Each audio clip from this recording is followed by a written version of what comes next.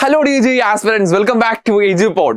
So, നമ്മൾ കഴിഞ്ഞ വീഡിയോയിൽ ജെയ് മെയിൻസ് ക്രാക്ക് ചെയ്തിട്ട് നമുക്ക് എത്താൻ പറ്റിയ ടോപ്പ് NITകൾ ഏതൊക്കെ എന്നുള്ളതും അവിടുത്തെ പെക്യുലാരിറ്റീസ് എന്തൊക്കെ എന്നുള്ളതും ഒക്കെ ഡിസ്കസ് ചെയ്തു. സോ ഇന്ന് നമ്മൾ ഡിസ്കസ് ചെയ്യാൻ പോകുന്നത് ജെയ് മെയിൻ ക്വാളിഫൈ ചെയ്ത് ജെയ് അഡ്വാൻസ് ക്രാക്ക് ചെയ്താൽ നമുക്ക് കിട്ടാൻ പോകുന്ന ടോപ്പ് IITകൾ ഏതൊക്കെ എന്നുള്ളതാണ്. സോ നമുക്ക് വീഡിയോയിലേക്ക് കടക്കുന്നതിന് മുമ്പ് വാട്ട് ഈസ് എൻ IIT എന്നുള്ളത് നമുക്കൊന്ന് നോക്കാം. എന്താണ് ആക്ച്വലി IITകൾ എന്ന് ചോദിക്കുന്നതോടെ it is a institute of national importance എന്നുള്ളതാണ് ആക്ച്വലി പറയാനുള്ളത്. അത് മാത്രമല്ല ഭയങ്കരമായിട്ട് കോമ്പറ്റീറ്റീവ് ആയിട്ടുള്ള അതായത് അഡ്മിഷൻ ഇതെന്ന് പറയുന്നത് അഡ്മിഷൻ റൈറ്റ് എന്ന് പറയുന്നത് ടഫർ ദാൻ MITകളെക്കാളും ഹാർവേഡിനേക്കാളും എന്നുള്ളതാണ് അതിന് കൊടുക്കാനുള്ള ഉത്തരം. ദെൻ നമുക്ക് ടോപ്പ് ആയിട്ടുള്ള IITകളിലേക്ക് പോവുകയാണെങ്കിൽ ഒന്നാമതായിട്ട് വരുന്നതാണ് IIT മദ്രാസ്. നമ്മൾ പ്രത്യേകിച്ച് പറയേണ്ടതുണ്ടാവില്ല, നമ്മുടെ അയൽ സംസ്ഥാനമായിട്ടുള്ള തമിഴ്നാട്ടിലുള്ള ക്യാമ്പസ് ആണ് IIT മദ്രാസ് എന്ന് പറയുന്നത്. കോൺസിക്യൂട്ടീവ് ആയിട്ട് 9 വർഷങ്ങളായിട്ട് കോൺസിക്യൂട്ടീവ് ആയിട്ട് അജയ്യമായിട്ട് റാങ്ക് 1 ഓഫ് ഇന്ത്യയിലെ റാങ്ക് 1 കോളേജിൽ വരുന്ന കോളേജാണ് IIT മദ്രാസ് എന്ന് പറയുന്നത്. ദെൻ ലൊക്കേറ്റ് ചെയ്യുന്നത് ചെന്നൈയിലാണ്. ദെൻ അതുമാത്രമല്ല ഭയങ്കര എക്കോ ഫ്രണ്ട്ലി ആയിട്ടുള്ള ഒരു ക്യാമ്പസും കൂടിയാണ് ആക്ച്വലി IIT മദ്രാസ് എന്ന് പറയുന്നത്. നമുക്കൊക്കെ ഇപ്പോൾ ഓരോ വീഡിയോസും സാധനങ്ങളൊക്കെ എടുത്തു നോക്കിയാൽ കാണാൻ പറ്റും. മാനും കുരങ്ങും ഒക്കെ ഇങ്ങനെ കളിച്ച് നടക്കുന്ന, നമുക്ക് പൊല്യൂഷൻസും സാധനങ്ങളൊക്കെ ഭയങ്കര കൺട്രോൾഡ് ആയിട്ടുള്ള, അതായത് സ്റ്റുഡൻസിന് മറ്റൊന്നും ഉള്ളിലേക്ക് വണ്ടിയോ മറ്റോ പ്രവേശിക്കാൻ പറ്റാതെ ഫുൾ അതായത് 617 ഏക്കറുകളായിട്ടുള്ള ക്യാമ്പസാണ്. സോ ആ ക്യാമ്പസ് മുഴുവൻ നമ്മൾ ബൈസൈക്കിൾസും അല്ലാതെ അവിടുത്തെ കോളേജ് ബസ്സും മാത്രമേ അവിടുത്തെ ട്രാൻസ്പോർട്ടേഷൻ യൂസ് ചെയ്യാൻ പാടുള്ളൂ. അത്രയും നമ്മുടെ ഒരു ഫോറസ്റ്റ് സൈഡിൽ വരുന്ന ഒരു ക്യാമ്പസ് ആയതുകൊണ്ട് തന്നെ ആ ഒരു എക്കോളജി ഭയങ്കരമായിട്ട് ശ്രദ്ധിക്കുന്ന ഒരു ക്യാമ്പസും കൂടിയാണ്. സോ നമുക്ക് അതിന്റെ പിക്ചറിലേക്ക് പോവുകയാണെങ്കിൽ ഇതാ നമുക്കിവിടെ നോക്കാൻ പറ്റും. ഞാൻ നേരത്തെ പറഞ്ഞ മാനിനെയും കുരങ്ങിനെയും ഒക്കെ കാണാൻ പറ്റും. ദെൻ ദിസ് പിക്ചർ, ഇത് നിങ്ങൾ പലരും നിങ്ങളുടെ മനസ്സിൽ മാനിഫെസ്റ്റ് ചെയ്യണം. അതായത് ഞാൻ IIT മദ്രാസ് ആണ് നിങ്ങളുടെ ഡ്രീം കോളേജ് എങ്കിൽ ഇതിനു മുമ്പിൽ നിന്ന് ഫോട്ടോ എടുക്കുന്ന ഓരോ പോസ്റ്റും നിങ്ങൾ ഇങ്ങനെ മാനിഫെസ്റ്റ് ചെയ്തുകൊണ്ടിരിക്കണം കേട്ടോ. Then there infrastructure. ദെൻ അവരുടെ കൾച്ചറൽ ഫെസ്റ്റിനെ കുറിച്ചിട്ട് പറയുകയാണെങ്കിൽ ശാസ്ത്ര എന്ന് പറയുന്നത് ഏഷ്യാസ് ലാർജസ്റ്റ് സ്റ്റുഡൻറ് റൺ ആയിട്ടുള്ള ടെക് ഫെസ്റ്റ് ആണ്. അതിൽ ഒരുപാട് നമ്മുടെ നാഷണൽ ലെവലിൽ തന്നെ ഒരുപാട് ആൾക്കാർ വരും. ദെൻ വേറൊന്നാണ് അവരുടെ സാരംഗ് എന്ന് പറയുന്നത്, അതാണ് അവരുടെ കൾച്ചറൽ ഫെസ്റ്റ് എന്ന് പറയുന്നത്. Then IIT Bombay, the second one. നമുക്ക് പ്രത്യേകിച്ച് ഡൗട്ടുകളൊന്നും ഉണ്ടാവില്ല. IIT മദ്രാസ് കഴിഞ്ഞാൽ എന്തായാലും IIT ബോംബെ ആയിരിക്കും. IIT ബോംബെയാണ് NIRF റാങ്കിങ് പ്രകാരം സെക്കൻഡും, ഗ്ലോബലി ഉള്ള 150 ലോകത്തിലെ തന്നെ 150 ഏറ്റവും ടോപ്പ് ക്യാമ്പസുകളിൽ ഒന്നാണ് IIT ബോംബെ എന്ന് പറയുന്നതിനോടൊപ്പം തന്നെ നമ്മൾ നോക്കേണ്ട പലരും IIT മദ്രാസിനേക്കാൾ ഒരുപക്ഷെ പ്ലേസ്മെന്റ് ഓറിയന്റഡ് ആയിട്ട് ചിന്തിക്കുമ്പോൾ ചില ആൾക്കാരൊക്കെ, അതായത് ടോപ്പ് റാങ്കേഴ്സ് ഒക്കെ പലപ്പോഴും കയറാറുള്ളത് IIT ബോംബെയിലാണ്. It is located.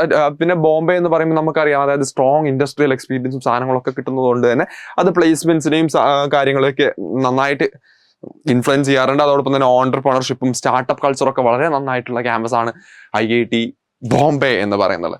ദെൻ അവരുടെ ഫെസ്റ്റിനെ കുറിച്ച് പറയുകയാണെങ്കിൽ ഇറ്റ് ഈസ് മൂഡ് ഇൻഡിഗോ എന്ന് പറയുന്നത് ഏഷ്യാസ് ലാർജസ്റ്റ് കൾച്ചറൽ ഫെസ്റ്റ് ആണ്. നമ്മുടെ NITകളിൽ നിന്നും മറ്റൊക്കെ ആയിട്ട് നമ്മുടെ NIT കാലിക്കറ്റ് എന്നൊക്കെ ഒരുപാട് കുട്ടികൾ മൂഡ് ഇൻഡിഗോ കാണാനും അല്ലാതെ അവിടെ പെർഫോം ചെയ്യാനും വേണ്ടിയും പോവാറുണ്ട്. അതായത് അവിടെ ഒരുപാട് കോമ്പറ്റീഷൻസ്, മൈം കോമ്പറ്റീഷൻ അല്ലെങ്കിൽ അങ്ങനെ ഒരുപാട് കോമ്പറ്റീഷൻസ് നടക്കാറുണ്ട്. അതിൻ്റെയൊക്കെ ഭാഗമായിട്ട് ഒരുപാട് പേര് പോവാറുമുണ്ട്. ദെൻ ഇതാണ് അവിടെ ക്യാമ്പസ് ബ്യൂട്ടി എന്ന് പറയുന്നത്. ഇതും അത്യാവശ്യം ഒരു എക്കോ ഫ്രണ്ട്ലി ആൻഡ് ആ ഒരു നാച്ചുറൽ ആംബിയൻസ് ഉള്ള ഒരു ക്യാമ്പസ് തന്നെയാണ്. ദെൻ ഇതൊക്കെ ഞാൻ അവിടുത്തെ ഇൻഫ്രാസ്ട്രക്ചറുകളെ കുറിച്ചും കാര്യങ്ങളെ കുറിച്ചൊക്കെ ഒരു സാധനം ഇവിടെ ഇൻക്ലൂഡ് ചെയ്തിട്ടുണ്ട്. Then the next one is IIT Delhi. IIT Delhi നമ്മൾ ഒരുപാട് വട്ടം ഓരോ JEE ആസ്പിറന്റും കണ്ടിട്ടുണ്ടാവുന്ന പിക്ചറാണ് IIT ഡൽഹി. ഞാൻ നേരത്തെ IIT മദ്രാസിന്റെ മുമ്പിൽ നിന്ന് ഫോട്ടോ എടുക്കുന്നത് മാനിഫെസ്റ്റ് ചെയ്യണം എന്ന് പറഞ്ഞതുപോലെ നിങ്ങൾ മാനിഫെസ്റ്റ് ചെയ്യേണ്ട വേറൊരു സാധനമാണ് IIT ഡൽഹിയുടെ ഈ ഒരു ബാക്ക്ഗ്രൗണ്ട് വ്യൂവിൽ നിന്ന് നിങ്ങൾ ഫോട്ടോ എടുത്ത് അതൊക്കെ സ്റ്റാറ്റസ് ഇടുന്നതും സ്റ്റോറി ഇടുന്നതൊക്കെ. Then it is the rank 3 globally നോക്കുകയാണെങ്കിൽ ടോപ്പ് 200 കോളേജുകളിൽ അടിപൊളിയായിട്ടുള്ള ടോപ്പ് കോളേജുകളിൽ ഒന്നാണ് IIT ഡൽഹി എന്ന് പറയുന്നത്.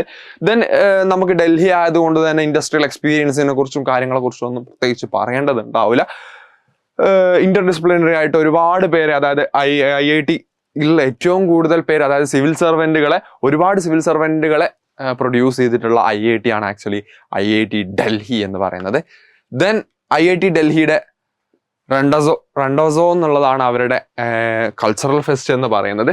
ഇതിൽ നമ്മുടെ നാട്ടിൽ നിന്നൊക്കെയുള്ള ഒരുപാട് ഡൽഹി ഏരിയയിൽ പഠിക്കുന്ന ഒരുപാട് പേര് ഇതിലൊക്കെ പ്രോഗ്രാമിലൊക്കെ കാണാനും മറ്റുമൊക്കെ ആയിട്ട് പോകാറുണ്ടെന്ന് പറയാറുണ്ടായിരുന്നു. ദെൻ അവരുടെ ക്യാമ്പസിന്റെ ബ്യൂട്ടിയാണ് ഞാനിവിടെ കാണിച്ചത്. ഇതും ആക്ച്വലി ഒരു IIT-കളൊക്കെ പൊതുവെ ഒരു നാച്ചുറൽ വൈബുള്ള ക്യാമ്പസ് ആയിട്ട് എനിക്ക് ഫീൽ ചെയ്തിട്ടുണ്ട്. ദെൻ ഇതെല്ലാം അവരുടെ ഒരു ഇൻഫ്രാസ്ട്രക്ചർ സൈഡും സാധനങ്ങളും ഒക്കെ ആയിട്ടുള്ള പിക്ചേഴ്സ് ഞാൻ കുറച്ച് ഇൻക്ലൂഡ് ചെയ്തിട്ടുണ്ട്. Then the next one is IIT Kanpur.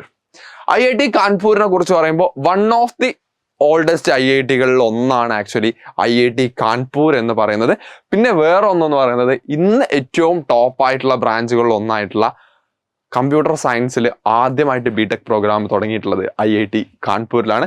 പിന്നെ ഇതിൽ റാങ്ക് ചെയ്യുന്നത് ടോപ്പ് 4 വരുന്നത്, അതായത് NIRF-ലെ 4th റാങ്കാണ് IIT കാൺപൂരിന് വരുന്നത്. പിന്നെ ISRO-യിലും നാസയിലും അങ്ങനെയൊക്കെ ആയിട്ട് ഒരുപാട് നാഷണൽ ആൻഡ് ഇന്റർനാഷണൽ ഇമ്പോർട്ടൻസ് ഉള്ള ഏജൻസികളിലും മറ്റൊക്കെ ആയിട്ട് വർക്ക് ചെയ്യുന്ന ഒരുപാട് പേര് അവരുടെ അലൂമിനീസ് ആയിട്ടുണ്ട്.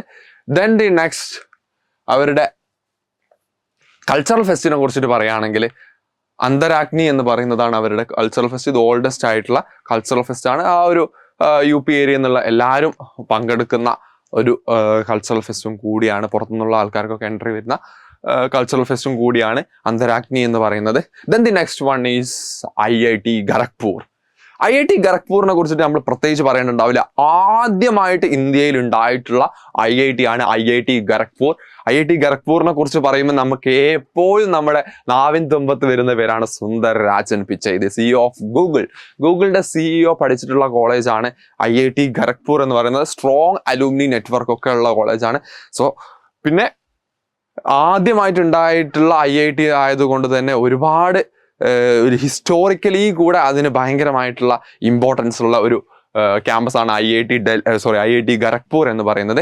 IIT ഖരഗ്പൂരിന്റെ ക്യാമ്പസിലേക്ക് വരികയാണെങ്കിൽ 2100 ഏക്കർ തന്നെ IIT-കളിൽ തന്നെ ഏറ്റവും ലാർജസ്റ്റ് എന്ന് പറയാൻ, വിസ്തീർണം കൊണ്ടും ലാർജസ്റ്റ് എന്ന് പറയാൻ പറ്റുന്ന ക്യാമ്പസാണ്. അതായത് ഇപ്പോൾ NIT കാലിക്കറ്റ് ഒക്കെ വരികയാണെങ്കിൽ ഏതാണ്ട് ഒരു 400 സംതിങ് ഏക്കറുകളാണ് വരുന്നത്.